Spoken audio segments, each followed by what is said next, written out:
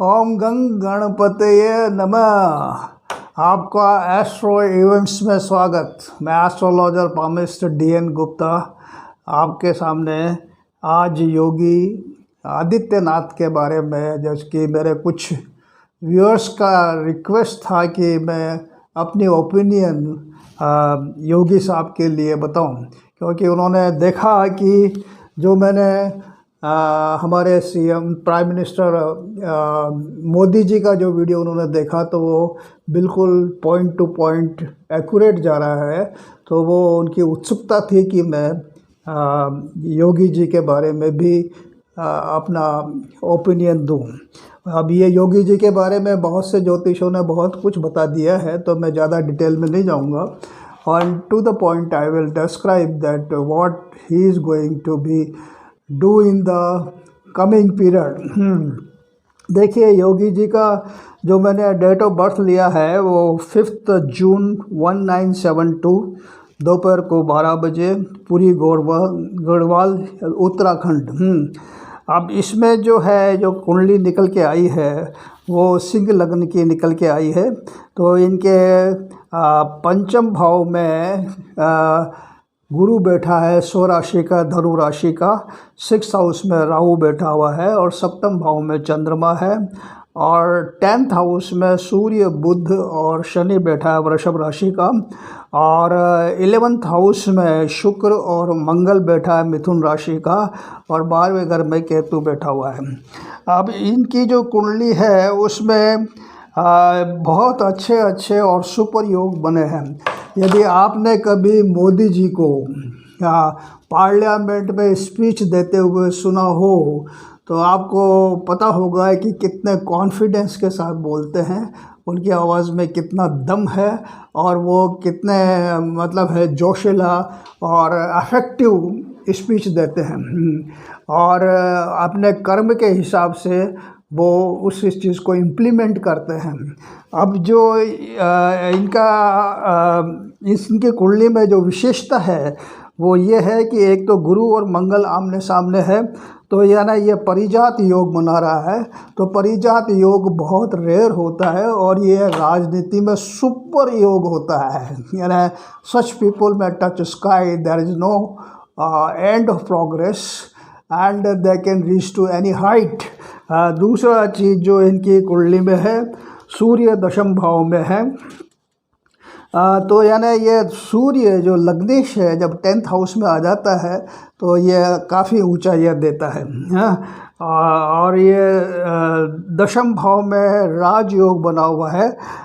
यानी ये आप ये देखिए, क्योंकि शनि और सूर्य मिलकर के यहाँ पे राजयोग बना रहे हैं। इसके अलावा जो 11th हाउस में भी राजयोग बना हुआ है। यानी 11th हाउस में 10th हाउस का लॉर्ड शुक्र और 9th हाउस और 4th हाउस का लॉर्ड मंगल मिलकर के यहाँ पे राजयोग बना रहे हैं। और 4th हाउस का लॉर्ड भी मंगल यहाँ पे बैठा हुआ है। तो यानी यहाँ पे 11th हाउस में भी राजयोग बना हुआ है। अब ये जो इसके अलावा जो 6th हाउस में इनके राहु बैठा हुआ है। राहु शत्रु, रोग और इन चीज़ों का घर माना जाता है। तो इनको कभी कोई शत्रु पराजित नहीं कर सकता। He will be all the time victorious, he will win in every circumstances, every position in politics और everywhere he will be winner. क्योंकि राहु है जो कन्या राशि का राहु यहाँ पे 6th हाउस में बैठा हुआ है। और 12th हाउस में केतु बैठा हुआ है। तो केतु है जो इनका ये गुरु के नक्षत्र में है। तो यानी जो केतु मोक्ष भी देता है, गुरु भी अगर 12वें घर में हो तो मोक्ष देता है। तो यानी it is last life and after that he will इनका मोक्ष है।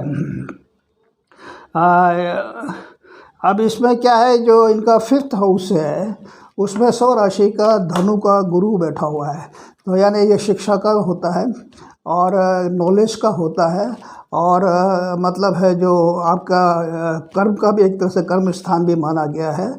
तो यानी इसमें जो गुरु बैठा है स्वराशि का, इसीलिए ये आध्यात्मवाद में बहुत अचीव कर चुके हैं।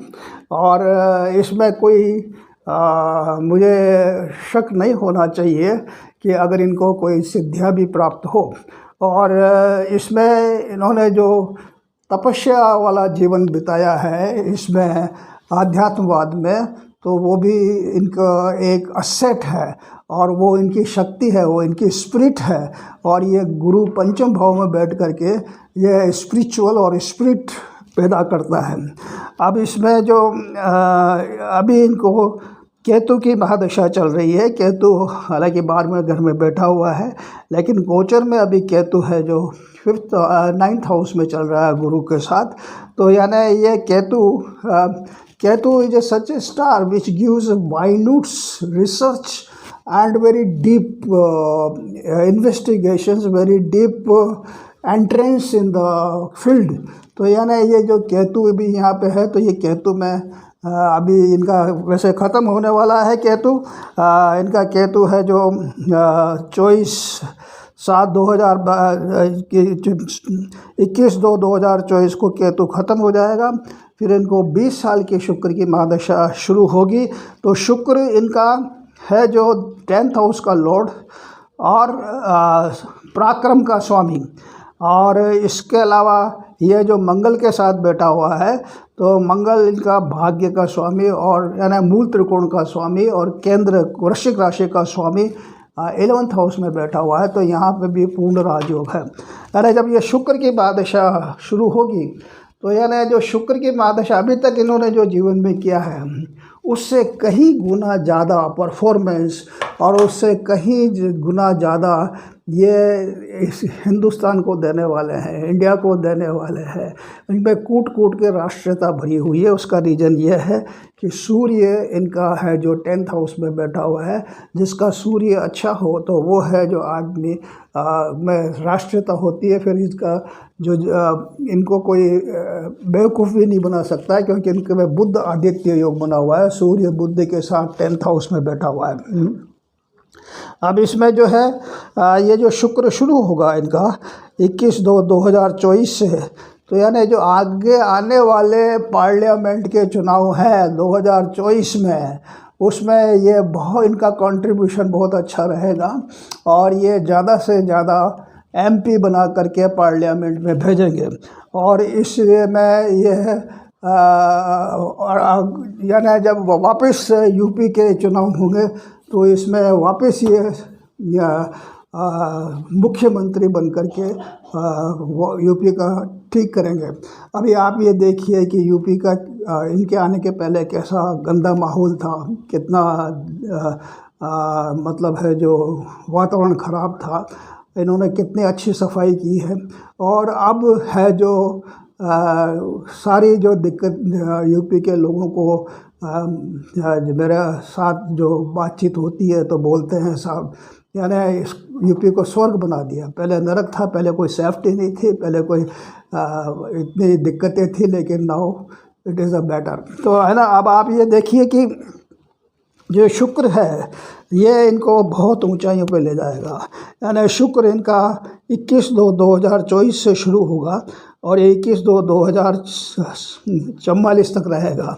लेकिन विशेष तौर पे जब ये शुक्र में सूर्य का अंतर आएगा, यानी 21/6/2027 से 21/6/2028 के बीच में, यानी शुक्र में जो सूर्य का अंतर रहेगा उस बीच में, यानी he can lead the nation. ये भारत के बहुत प्रधानमंत्री भी बन सकते हैं और विश्व में भारत के इतना अच्छा इमेज कर सकते हैं। देश में जो गंदगी है उसको साफ कर सकते हैं और यानी हिंदुस्तान को विश्व में एक बहुत बड़ा महत्वशाली देश बना सकते हैं।